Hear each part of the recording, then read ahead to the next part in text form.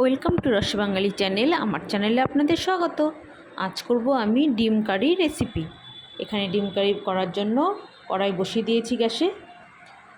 কড়াই গরম হয়ে গেছে, দিয়ে দিচ্ছি বেশ কিছুটা তেল।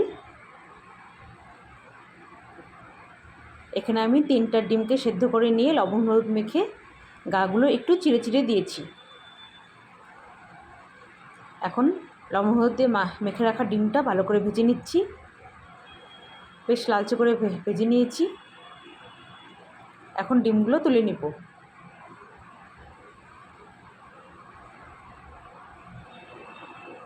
এখন এই তেলেই আর একটু তেল দিব। তেল দিয়ে দিব জিরা ফোড়ন। জিরা ফোড়ন দিলাম। এখন দিয়ে দিব 2টো তেজপাতা ছিঁড়ে। এখন দিয়ে দিচ্ছি সেদ্ধ করে রাখা আলু। সেদ্ধ করে বড় বড় করে কেটে নিয়েছি আলুগুলো, সেগুলো দিয়ে দিচ্ছি। এখন দিয়ে দিব কেটে রাখা টমেটো। আমি এখানে বেশ একটা মিডিয়াম সাইজের টমেটো নিয়েছি, সেটা ভালো করে কেটে দিয়েছি। এই আলু আর মশলা ভাজা হতে হতে টমেটোটা একদম গলে যাবে, যার জন্য একটু বড় বড় করে দিয়েছি। এখানে দিয়ে দিলাম পেঁয়াজ বাটা, দিয়ে দিচ্ছি আদা রসুন বাটা আর সমস্ত শুকনো মশলা যেরকম জিরা গুঁড়ো, লঙ্কা গুঁড়ো, হলুদ, লবণ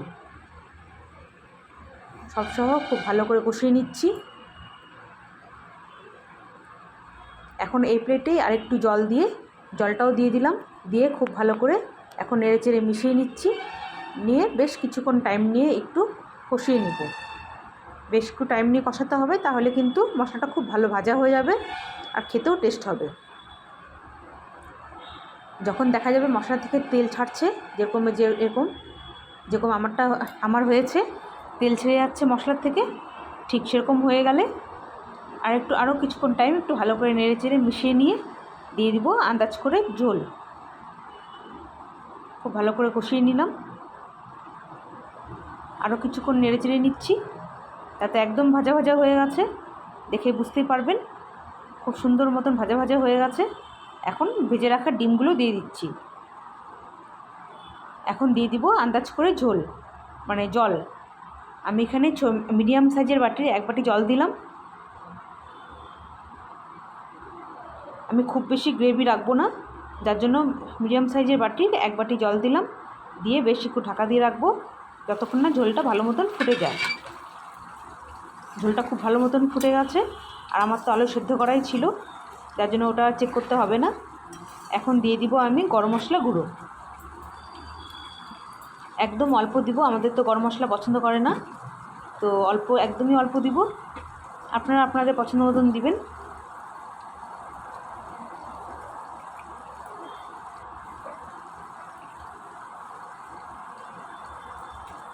দিয়ে দিলাম গরম মশলা গুঁড়ো, ছোট্ট একটা চামচের আধা চামচ।